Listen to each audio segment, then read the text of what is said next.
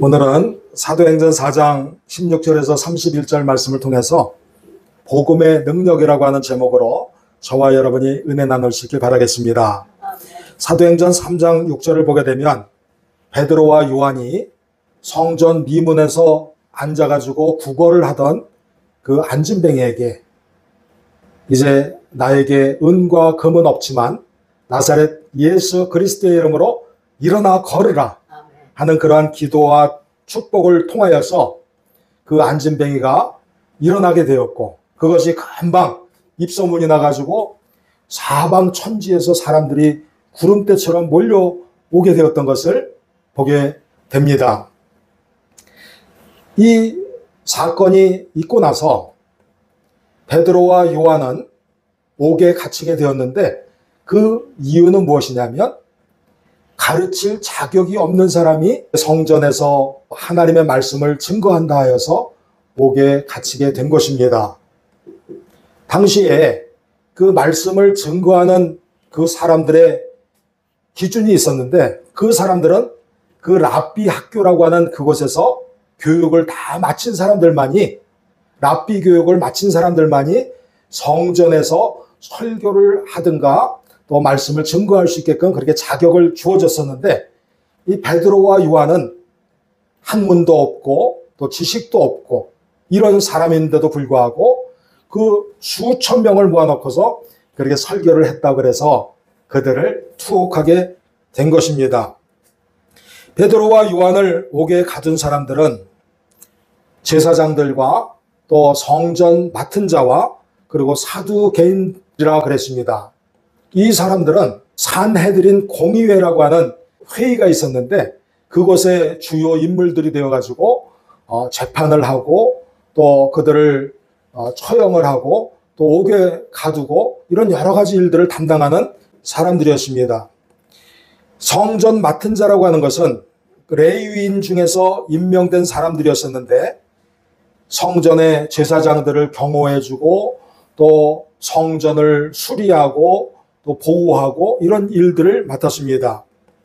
그리고 사두개인들은 제사장직을 주로 맡아서 행했었는데, 이 사두개인들은 부활을 믿지 않는 사람들이었습니다.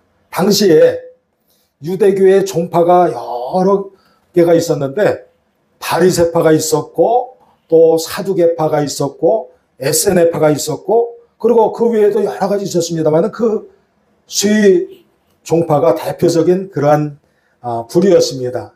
근데 바리새파는 우리가 흔히 알고 있듯이 굉장히 위선적이고 또 독선적이고 그리고 안 좋은 그러한 모습으로만 우리에게 알려지고 있습니다만, 실질적으로 바리새파라고 하는 그 종파는 부활을 믿는 종파였습니다. 그리고 거기 나아가서 정말 열심을 다해가지고 그 종교적인 규율을 지키고 율법을 지키고 그렇게 애썼던 그러한 사람들이었습니다. 그런데 그렇게 부활도 믿고 또 열심을 다해서 그렇게 종교 생활을 하였지만 그 속에 생명이 없었기 때문에, 그 안에 성령이 없었기 때문에, 하나님의 뜻이 없었기 때문에 예수님께로부터 질책을 받고 꾸지람을 들었던 것입니다. 그 수많은 종파들 가운데서 지금 없어진 종파들도 많이 있지만, 바리새파는 오늘날에도 그 이스라엘에 존재하고 있는 아주 유명한 종파이기도 합니다. 그런데 베드로와 요한을 재판하는 사람들은 이 바리새파 사람들보다도 사두개파 사람들이 많았습니다. 근데 이 사두개파 사람들은 부활을 믿지 않았어요. 또 에세네파라고 하는 사람들은 어떻습니까?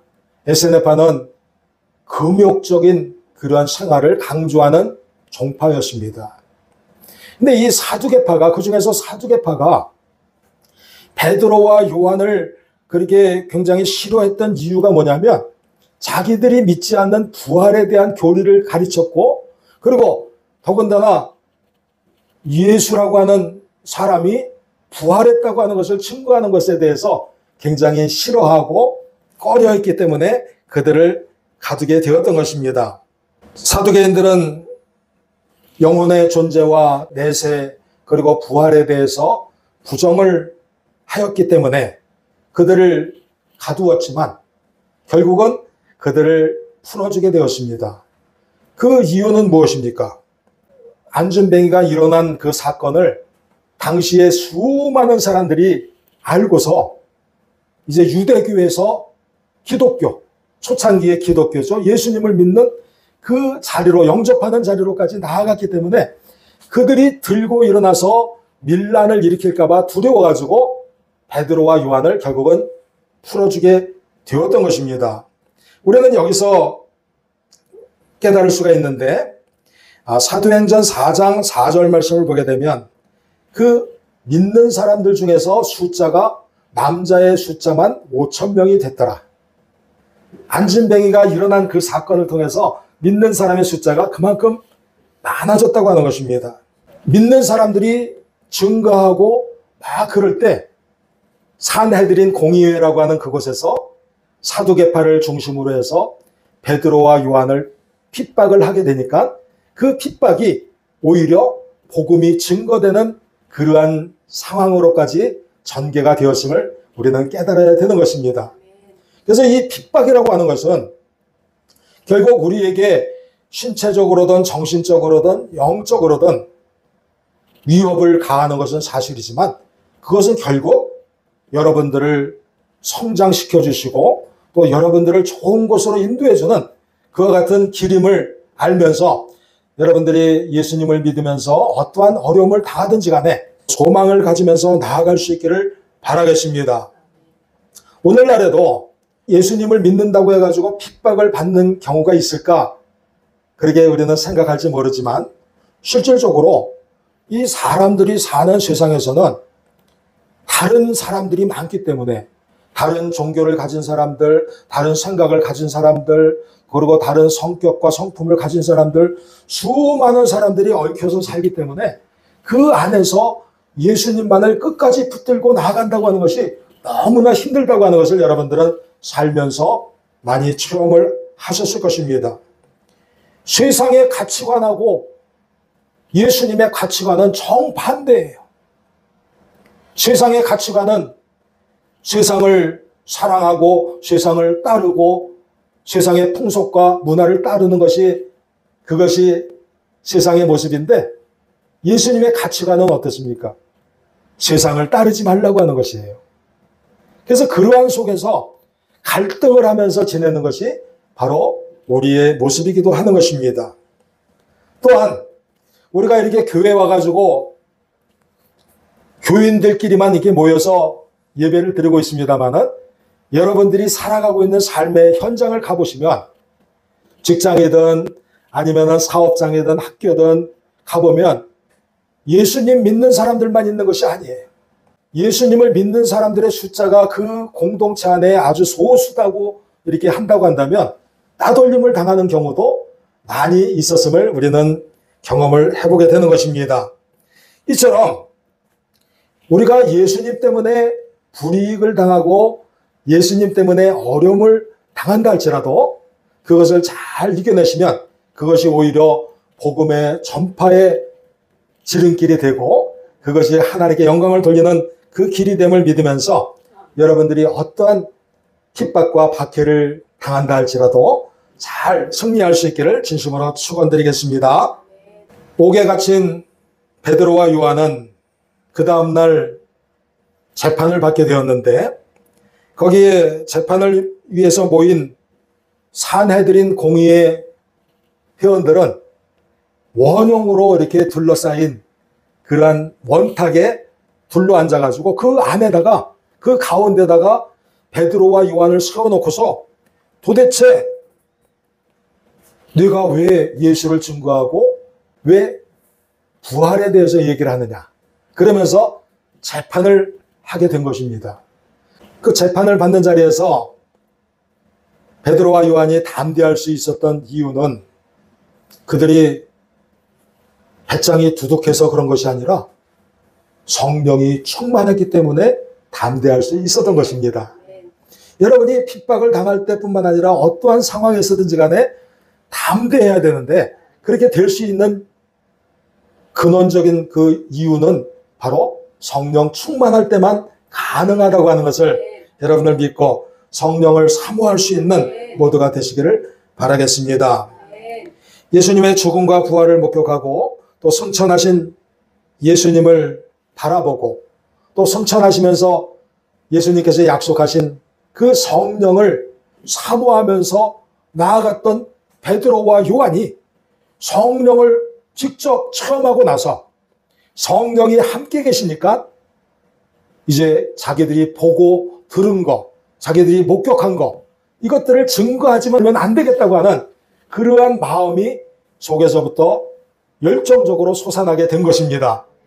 사랑하는 성도 여러분께서도 복음을 어떻게 증거할까 그런 걸 염려하지 마시고 여러분들이 인생 속에서 겪고 보고 느끼고 예수님에 대한 그 생각들을 그냥 자연스럽게 전하는 것이 복음 증거다. 이런 생각을 가지시고 여러분들이 더더욱 복음의 박차를 가할 수 있는 모두가 되시기를 바라겠습니다.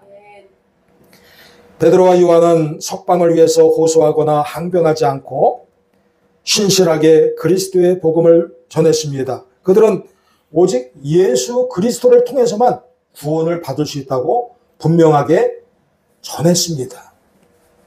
유대 교인들이라고 하는 것은 예수님을 인정하지 않는 사람들이었습니다. 기독교인들은 예수님을 메시아로 받아들였지만 유대 교인들은 언젠가 오시겠다고 하는 그 메시아를 계속 기다리면서 예수를 부인하는 그와 같은 사람들이었습니다. 그러한 자리에서 예수님이 메시아다. 예수님만이 우리를 구원해 주시는 분이다. 그렇게 담대하게 설교하고 전파할 수 있었던 것은 성령께서 인도해 주셨기 때문인 것입니다. 그들은 최고의 권력자 앞에서 기탄 없이 예수 그리스도를 증거하였습니다. 기탄 없이라고 하는 그 말은 아주 자유롭고 정직하고 담대하게 증거했다고 하는 그러한 표현인 것입니다. 성령이 함께 하시면 이렇게 얘기할까 저렇게 얘기할까 그런 걱정할 필요 없이 자연스럽게 정직하게 신실하게 복음을 증거할 수 있게 된다고 하는 것입니다. 고린도후서 3장 17절 말씀에 주는 영이시니 주의 영이 있는 곳에는 자유함이 있느니라. 성령께서 함께 하시면 자유함이 생기고 담대함이 생긴다고 하는 것입니다. 여러분들이 얽혀있는 이 세상의 그 모든 문제들, 그 속에서 그 모든 것들을 해결해 주시고 자유롭게 해주시고 그것들을 헤쳐나갈 수 있는 능력을 주시는 분은 오직 성령 한 분뿐이심을 믿으시면서 여러분들 승리할 수 있기를 바라겠습니다. 성령 충만한 베드로와 요한은 공의의 회원들이 얘기하는 그러한 천박하고 평범한 학문도 없는 사람이라고 하는 열등감에서 벗어날 수 있었습니다. 누구에게나 생명이 귀한 것인데 생명을 버릴 정도까지 복음을 위해서는 내가 내 생명도 아끼지 않겠다고 하는 그 마음을 가지고 나아갈 수 있었던 것입니다. 시편 56편 4절 말씀에 보게 되면 내가 하나님을 의지하고 그 말씀을 찬송하올지라 내가 하나님을 의지하였은즉 두려워하지 아니하리니 혈육을 가진 사람이 내게 어찌하리이까 이렇게 말씀을 하고 있습니다. 하나님을 의지하고 성령님을 의지하고 성령 충만한 그러한 상태에 있는 사람들은 사람과 환경과 세상을 두려워하지 않는다고 하는 것입니다. 베드로와 요한은 기도를 하였습니다. 종들로 하여금 담대하게 하나님의 말씀을 전하게 하여 주시옵소서 이렇게 기도를 드렸을 때 하나님께서는 그들에게 큰 권능으로 임해 주셨다고 그랬습니다. 큰 권능으로 담대하게 말씀을 증거했다고 한 것입니다. 큰 권능이라고 하는 것은 크신 하나님의 능력과 성령의 큰 권능을 의미하는 것입니다.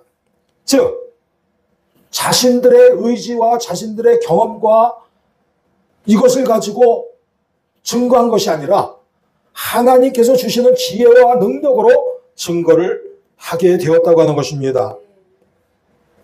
사도행전 5장 29절 말씀해 보게 되면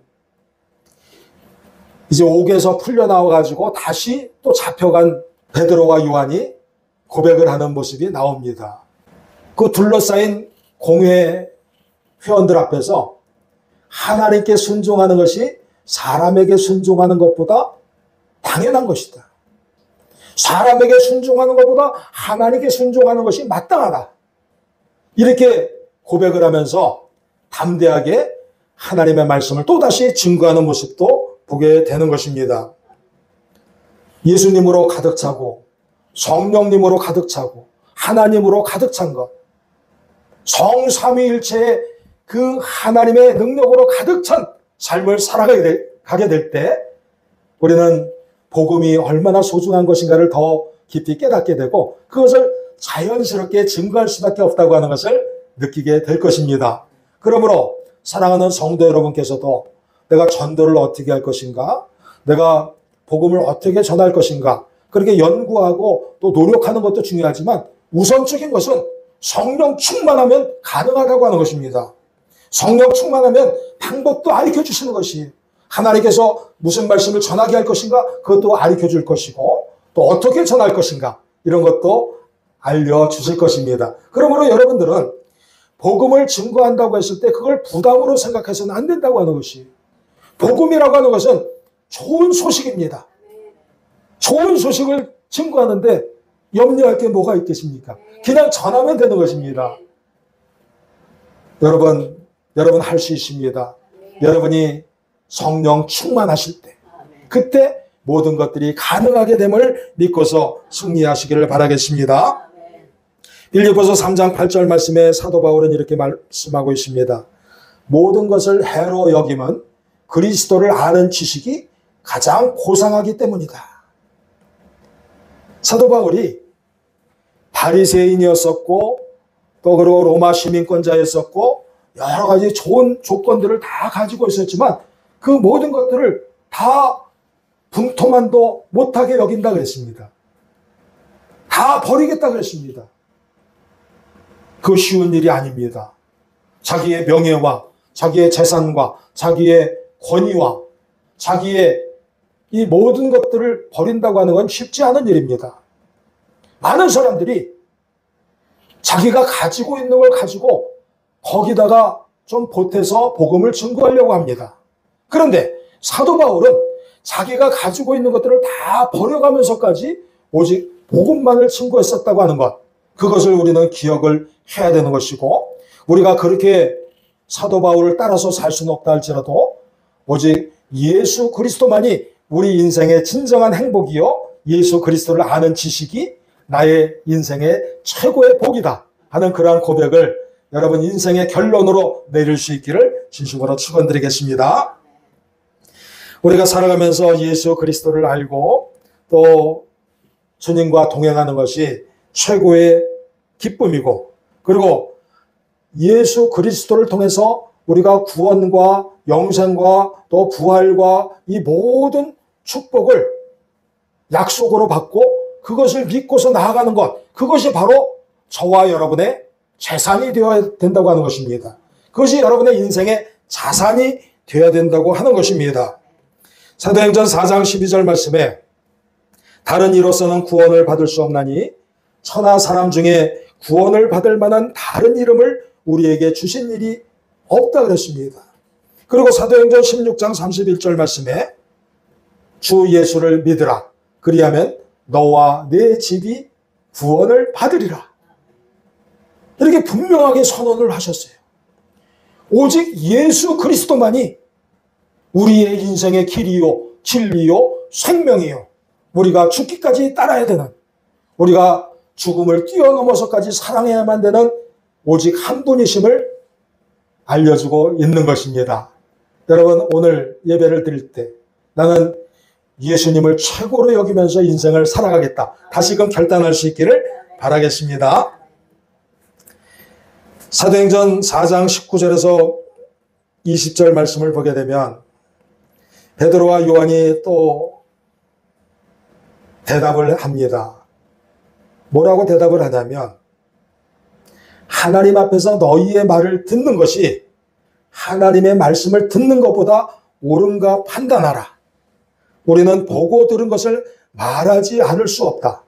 이렇게 답변을 했는데 왜 그렇게 대답을 했냐면 그 재판관들이 그들을 풀어주기로 하면서 더 이상은 예수에 대해서 얘기도 하지 말고 예수에 대해서 뻥끗도 하지 말고 그냥 너 있는 거 가지고 먹고 살고 너나 잘해. 요즘 말로 우리가 흔히 쓰는 말로 너나 잘해. 남들한테 가르치려고 하지 말고 이런 식으로 더 이상 예수에 대해서 복음을 증거하지 말라고 그렇게 엄포를 놓았을 때 베드로와 요한이 담대하게 외쳤던 답변인 것입니다. 내가 너희의 말을 듣는 것이 옳으냐? 하나님의 말씀을 듣는 것이 옳으냐? 얼마나 멋진 답변입니까?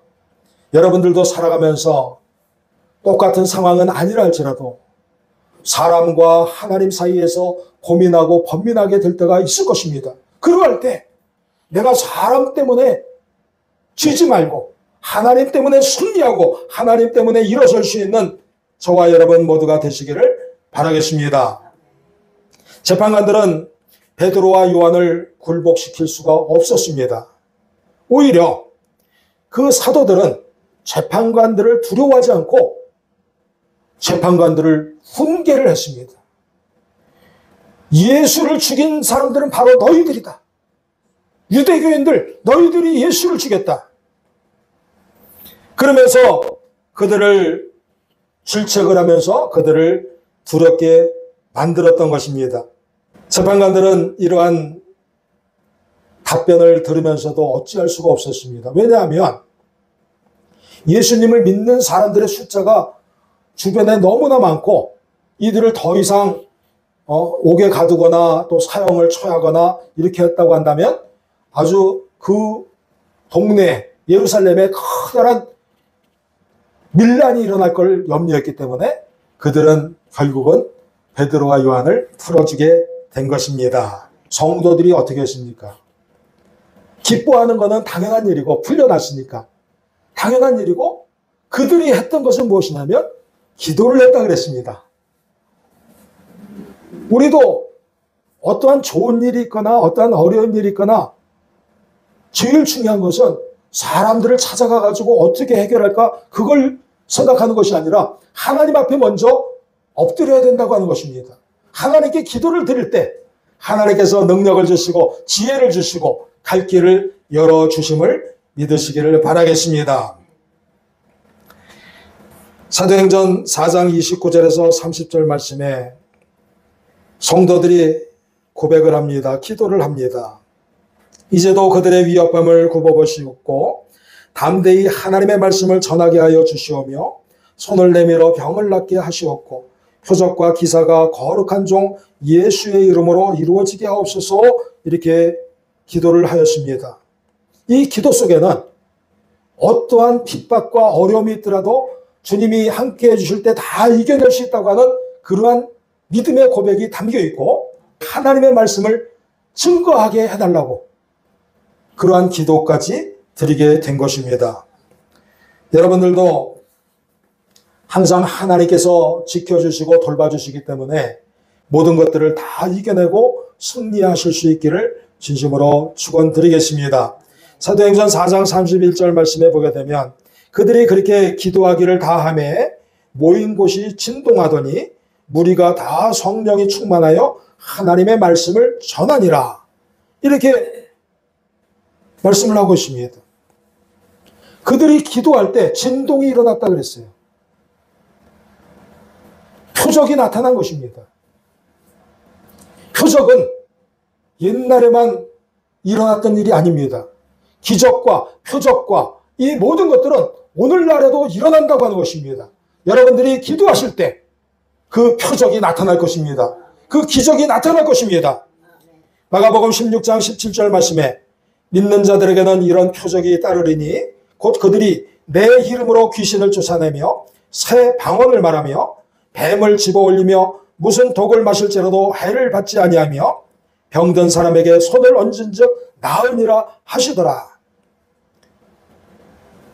여러분들이 우리 주 예수 그리스도를 믿고 기도하고 따른다고 한다면 표적을 주시는데 병 고치는 은사도 주시고 방언하는 은사도 주시고 그리고 어떠한 어려움에서도 해를 당하지 않게끔 주님께서 돌봐주시는 그런 은총도 더불어 받게 되는 것입니다.